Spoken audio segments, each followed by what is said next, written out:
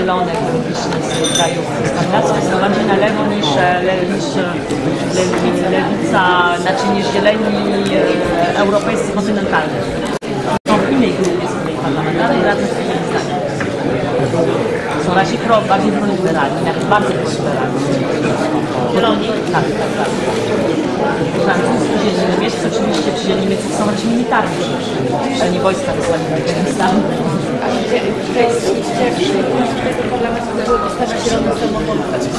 Tak, bo teraz jest nawet pracuje z organizacjami CADT i wielu innymi organizacjami, które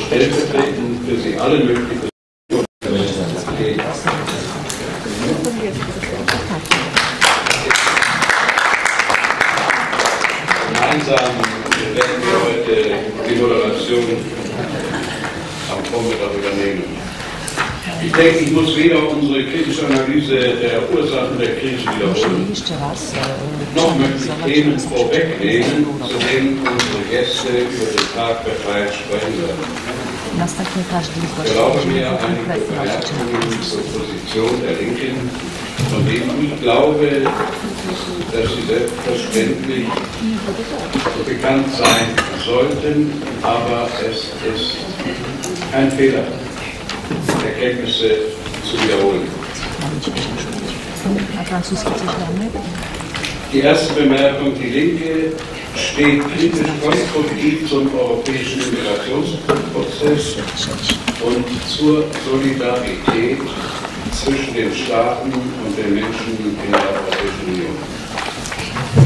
Zweitens, die Euro-Krise ist nicht nur eine Krise der Staatsfinanzen einzelner Mitgliedstaaten, sondern sie ist auch eine Krise der Währungsunion und des gesamten europäischen Integrationsprojekts.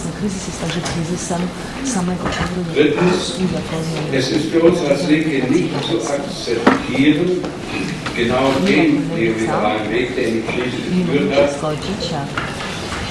um noch schneller voranzugehen, in Sanktionsanforderungen bei Wiedereinkommen noch zu verschärfen.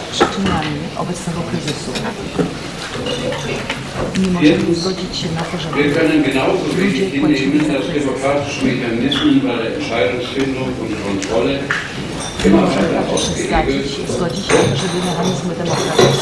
beabsichtigt durch bürokratische Automatismen ersetzt werden. Das beginnt mit der Intransparenz über die Orte, Zeitpunkte und Gegenstände der Beratungen und der Entscheidungsfindung. Man denkt zum Beispiel an die plötzlich angeblich nicht stattfindenden Beratung der Finanzminister über den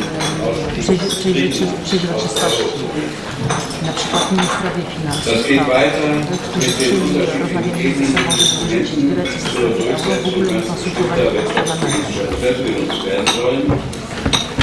In Ihrem Parlament entscheiden wir ja nur über einen kleinen Teil der angestrebten sogenannten Wirtschaftsgovernance. Das Parlament hat uns gelehrt, eine große Rolle spielt, spielt keine größere Rolle in der Europäischen Parlament. Das möchte ich ausdrücklich festhalten. Das ist meine Meinung. Ich sehe sogar eine vorherrschende Tendenz, das Parlament aus allen Entscheidungen, die Milliarden herauszuhalten und das zwischen den Regierungen auszuhandeln. Das ist die für mich wahrnehmbare Tendenz. Der Lissabon-Vertrag wollte was anderes. Für den europäischen Stabilitätsmechanismus wird ein ganz neuer Vertrag zwischen den Staaten geschaffen. Dann wird es politische Verpflichtungen zwischen den Regierungen mit dem Europluspaket angesprochen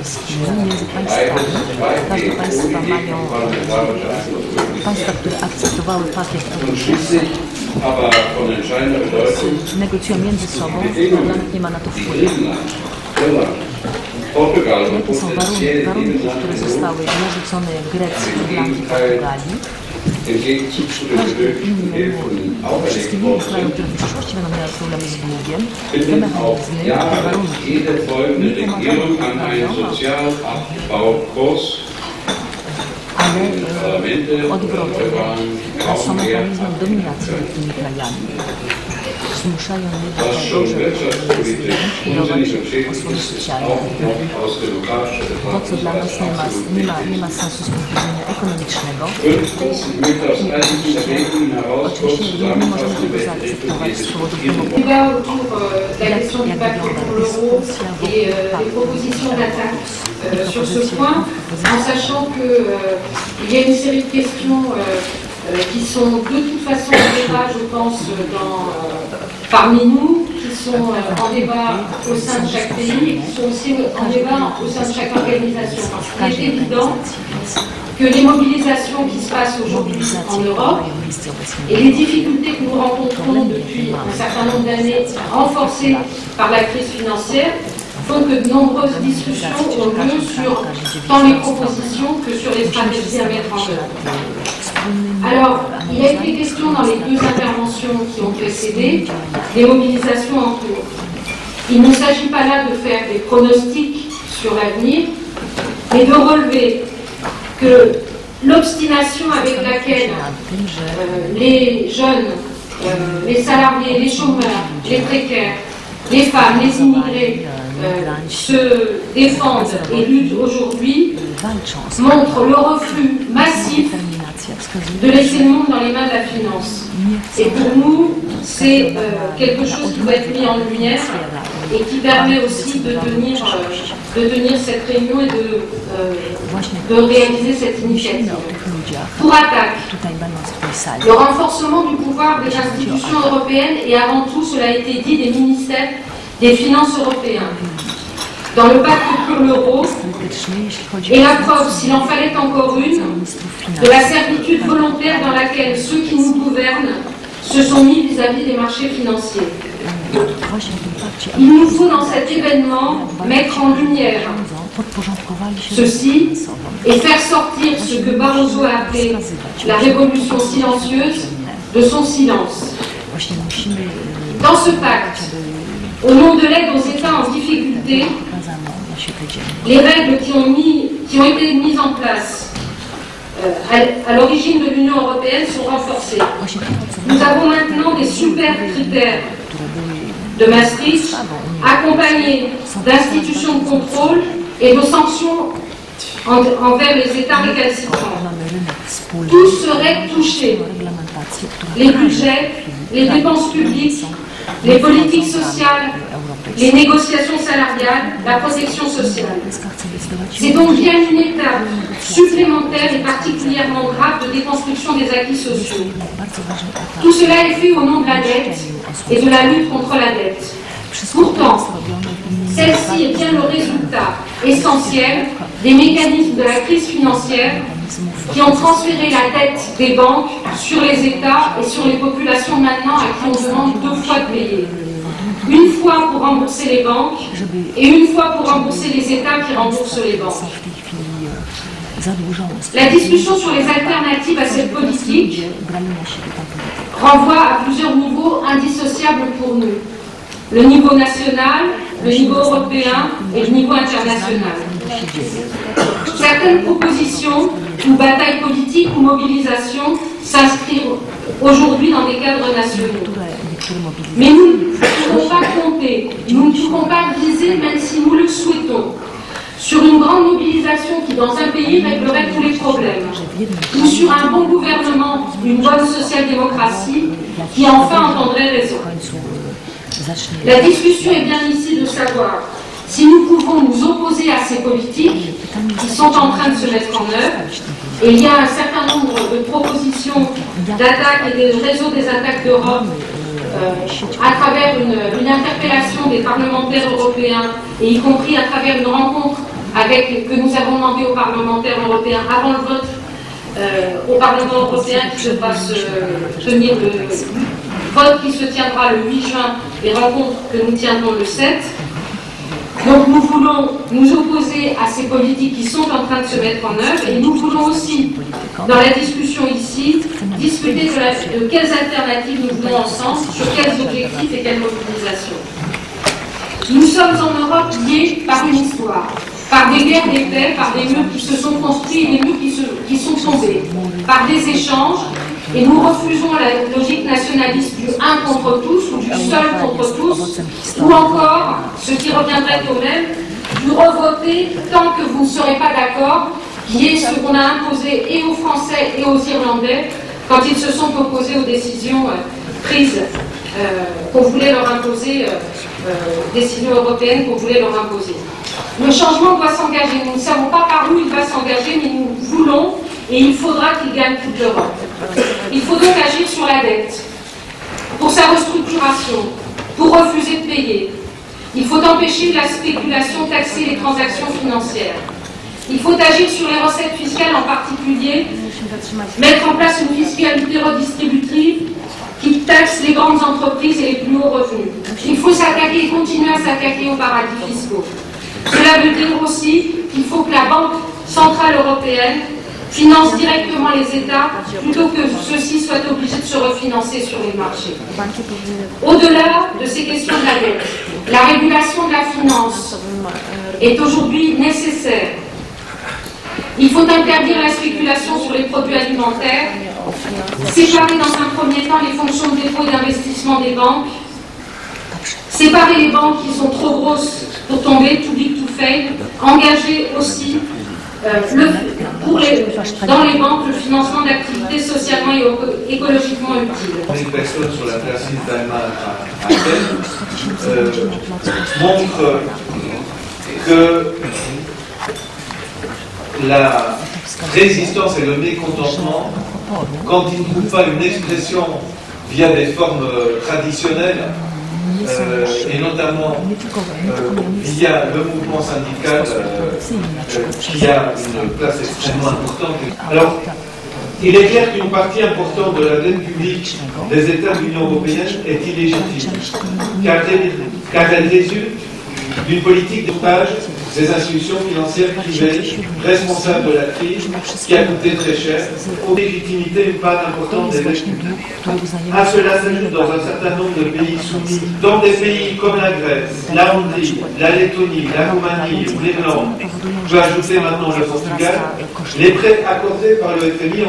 On assiste également, et Lothar l'a mentionné dès son intervention, si un exécutif qui est démissionnaire pour des pays comme la Grèce, l'Irlande, le Portugal ou des pays d'Europe de l'Est et en dehors de l'UE, des pays comme l'Islande, c'est-à-dire des pays qui sont soumis au chantage d'audit. L'audit, c'est un instrument dans certains pays comme la France, la Grande-Bretagne ou l'Allemagne, on peut citer d'autres. Il n'est pas nécessairement impératif de décréter en citoyenneté et la condition impérative pour garantir l'objectivité et la transparence. Il est légitime que les institutions privées et les personnes physiques à haut revenu, si l'audit démontre l'existence de délits liés à l'endettement illégitime, imposer un effort aux créanciers en termes de pour s'inspirer de décisions sur la dette et pour une renégociation sur l'annulation, régulation de la dette, c'est une condition nécessaire mais pas suffisante. Et je veux l'interdiction des ventes à découvert et de la spéculation dans une série de domaines. Il faut créer une agence mutualiser les nombreuses entreprises et services privatisés depuis les années 80, réduire radicalement le temps de travail. En 10 minutes, c'est impossible, donc je vais aller à l'essentiel, je vais taper sur un seul clou jusqu'à ce qu'il traverse la table, à savoir la question d'un salaire minimum européen. Je pense en effet que cette question-là est essentielle pour inverser la tendance, à la fois au niveau des mentalités, au niveau des mobilisations, et offrir une perspective de mobilisation en faveur d'une convergence sociale vers le haut. Faute d'une revendication unifiante de cette nature-là, je pense qu'on aura du mal à éviter à la fois la fragmentation des luttes, le repli nationaliste et surtout, hélas, la répétition à l'infini de slogans en faveur d'une Europe du social, mais dont personne ne peut dire comment celle-ci prendra forme. Alors, effectivement, la question n'est pas évidente. La revendication d'un salaire minimum, parfois, on veut bien l'entendre, mais on n'entend pas. La preuve, encore aujourd'hui, la CES n'est pas arrivée à se mettre d'accord sur une formulation. Thank you very much for organizing this conference and for inviting me. I would like to share a reflection on that from a feminist perspective. perspective, and also from Eastern European experiences of transition. The debt is not only the costs that we have to pay for that. That is also the product from which profits are made. And, in terms of experiences in Eastern Europe, we entered transition without household debts and without the state debts, with some exception of 1 or 2 countries. So transition at an in-debt level was actually a move from a debt-free economy to economy which is based on consumer debt, on public debt, on corporate debt. And this has had profound implications for what happened with people, in particular with low and what is called middle-income households, which are households which are also living from hand to mouth in countries such as Poland, Hungary, or Russia.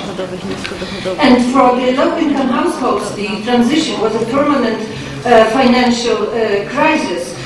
In terms of inability to sustain people's lives. The poverty has skyrocketed, the precariousness of existence has increased.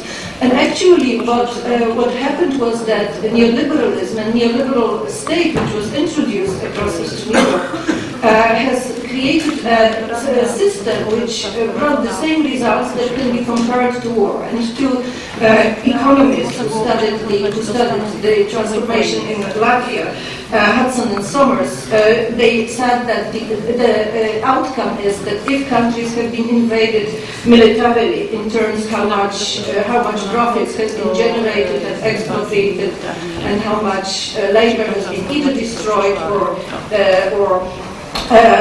had to migrate. And this brings me to the specific effects on women.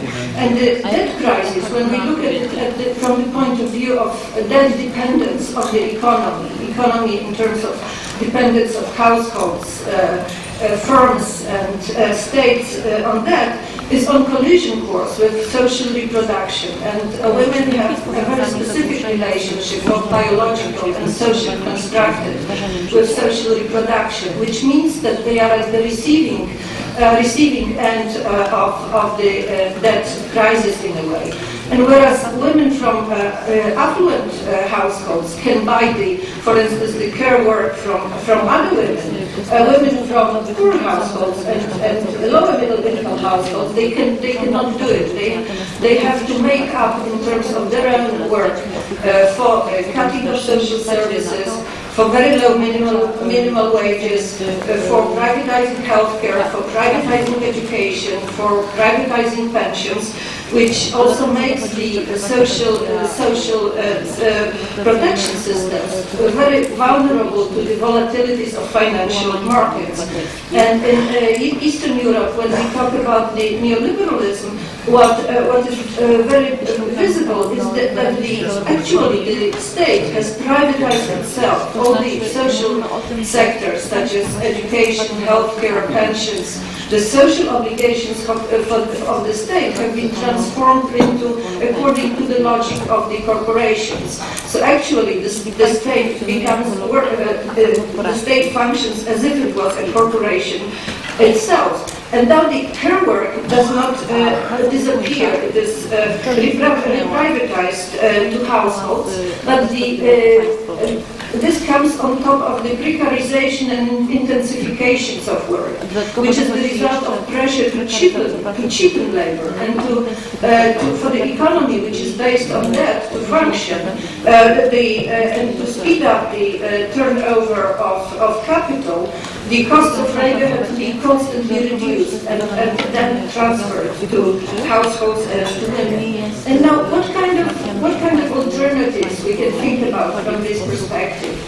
And I think it's very important to link different kinds of struggles. We have been mentioning, the previous speakers have mentioned many social struggles. For instance, for minimum wage, as my predecessor was talking about.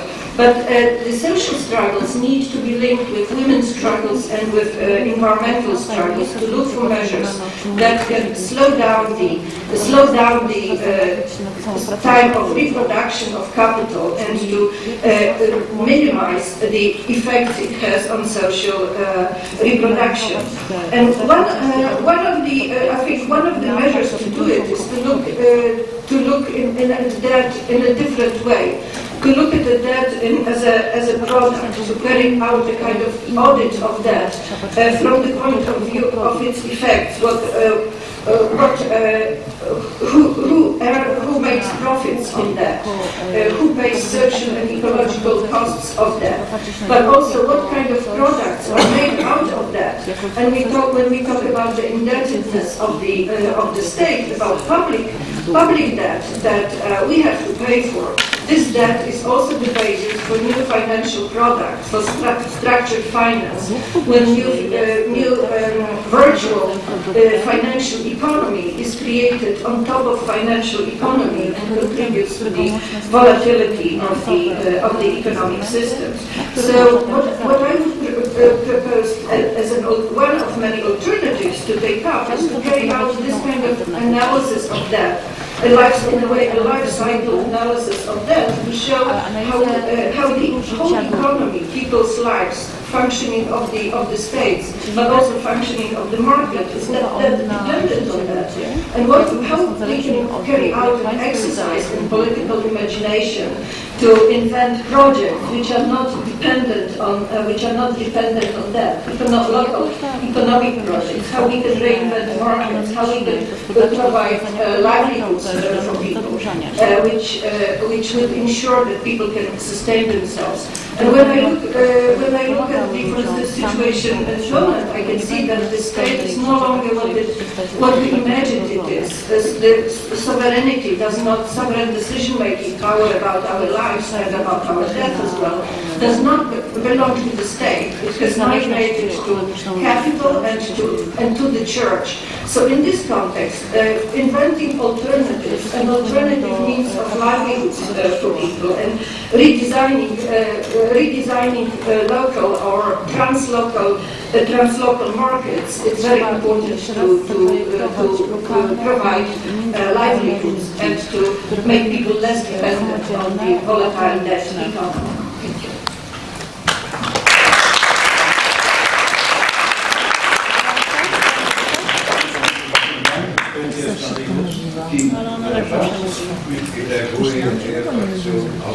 Sprechen zu können, im Unterschied zum Europäischen Sozialforum, wo diese Sprache nicht so geläufig ist.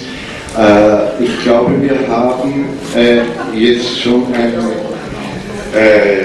ganze Reihe von Vorschlägen gehört, die darauf hinauslaufen, glaube ich, erstens einmal, dass es, wenn überhaupt, nur eine europäische Lösung gibt und die Lösungen weder außerhalb des Firmaments kommen noch von der nationalstaatlichen Ebene, weil wir eben unter diesen Rahmenbedingungen leben und da ergibt sich noch eine Frage. Απ' την άλλη όμως τα αποτελέσματα υλοποίησης της εργασίας για τους συνταξιούχους και την νεολαία είναι εκπληκτικά αρνητικά, δεν λέω απλά αρνητικά. Δηλαδή αυτό που συμβαίνει αυτή τη στιγμή στην Ελλάδα μέσα σε 2 χρόνια έχει μεταμορφωθεί πραγματικά ολόκληρη η κοινωνία. Δεν ξέρω πόσοι από εσάς είχατε την εμπειρία να έρθετε να δείτε την Ελλάδα, να μιλήσετε με τον κόσμο στην Ελλάδα. Μέσα σε 2 χρόνια η Ελλάδα έχει μετασχηματιστεί πλήρως. Η ανεργία από 8% έχει φτάσει σε 16% μέσα σε 2 χρόνια. Καταλαβαίνετε τι σημαίνει αυτό. Οι μισθοί στο δημόσιο τομέα έχουν μειωθεί οριζόντια και οι συντάξεις 20 με 30%. Μέσα σε 1 χρόνο έγινε αυτό. Αντίστοιχα, τα εργασία. So I would like to highlight the main elements in the situation, the social situation. Hungary's main problem is that the share of private debt is very high, denominated primarily in Swiss francs by the exchange rates in Wałbrzycha. Dlatego podkreślam miasto Wałbrzych, ponieważ w mieście tym Działo się bardzo wiele złego, ale jako grupa aktywna lokatorów mieszkań zakładowych próbujemy zatrzymać długi. Te długi nielegalne. Donc, dans notre ville de Wałbrzycha, il se passe beaucoup de choses négatives concernant l'endettement de la ville. Nous sommes un groupe de citoyens qui essayent de lutter contre la dette de notre ville et notamment nous nous occupons des locataires d'anciens appartements ayant appartenu à des entreprises publiques. Ponieważ jak przyjechaliśmy, to się przygotowaliśmy do spotkania, chcemy zaproponować przeprowadzenie takiego projektu pod nazwą Dom Edukacji Obywatelskiej, który będzie prowadzić audyt zadłużenia jednostek samorządu terytorialnego. W Polsce to jest gmina, powiat, Wałbrzych, województwo. Nous voulons souligner la question de l'endettement des municipalités. Nous estimons qu'il est extrêmement important de faire aussi un audit citoyen de l'endettement des collectivités territoriales. En Pologne, ce serait l'endettement des communes, des cantons et des województw. Et bien sûr un audit de l'État, de la dette publique de l'État. Okazuje się, że są długi nielegalne i legalne. Długi dotyczące rodzin i dotyczące osób, mieszkańców Europy, bardzo często są zależne, albo w 90% są niezależne od rodziny. Donc il y a une bonne partie des dettes des collectivités qui sont illégitimes. En ce qui concerne les dettes privées, les dettes des ménages, l'endettement n'est pas de la faute de ces personnes. Przykładem jest to, jak Unia Europejska przyznaje dotacje, na przykład w gminie Wałbrzych. Par exemple, on peut examiner la situation, comment l'Union européenne attribue des subventions à des communes de Wałbrzycha. Unia, przyznając dotacje, wymaga udziału własnego gminy. L'Union européenne exige que les communes aient des fonds propres pour toucher la subvention. Gmina, jak nie ma udziału własnego, po prostu bierze kredyty. Quand la municipalité n'a pas de fonds propres, elle prend tout simplement des crédits. Kredyty otrzymuje, bo gmina nigdy nie może upaść. Alors, elle peut obtenir des crédits parce que les banques estiment qu'une commune ne peut pas faire faillite. Unia Europejska nie sprawdza, czy to jest zadanie statutowe gminy Wałbrzych, czy to jest zadanie grupy przedsiębiorców oligarchów. Bien sûr, l'Union européenne ne vérifie pas si c'est dans les attributions d'une municipalité de s'endetter. I tak w Wałbrzychu mamy takie inwestycje. Stara kopalnia, akwapark, zamek książ i budowa oddziału pulmonologicznego. Donc, par exemple, à Wałbrzych, nous avons beaucoup de pseudo-investissements qui sont des investissements culturels, mais on ne voit pas trop à quoi cela sert, ça ne sert pas les besoins de la population. A finansowanie sobie gmina w ten sposób zapewnia, że podwyższa podatki, czynsze, sprzedaje mieszkania z lokatorami i ma wpływy. Mais comment la municipalité va financer l'endettement? Eh bien, en augmentant les impôts locaux, en vendant les entreprises, en vendant les appartements qui lui appartiennent, qui sont des logements sociaux, et en augmentant les loyers dans ces logements sociaux qui lui appartiennent. Przykładem jest to, że do zadań gminy należy zabezpieczenie mieszkania dla rodziny, na przykład 3 dzieci, 2 dorosłych, osoby niepełnosprawne, to ta rodzina wykonuje remont, mimo że jest biedna, bierze kredyt, a jak nie spełni wymogów, które gmina narzuca, jest wyrzucana na bruk, a zostaje kredyt spłacony. Par exemple, comment ça se passe? La municipalité doit loger une famille où il y a 3 enfants et où il y a des personnes handicapées. Elle exige que ces personnes, pour rentrer dans le logement social, fassent elles-mêmes des travaux dans le logement. Donc ces personnes vont s'endetter pour pouvoir accéder à ce logement et faire les travaux nécessaires. Par la suite, la municipalité augmente le loyer, les gens ne peuvent pas payer le crédit et ils sont mis dehors. Początek takiego, ale ja mam... 1 minut jeszcze jest, spokojnie. Ale przecież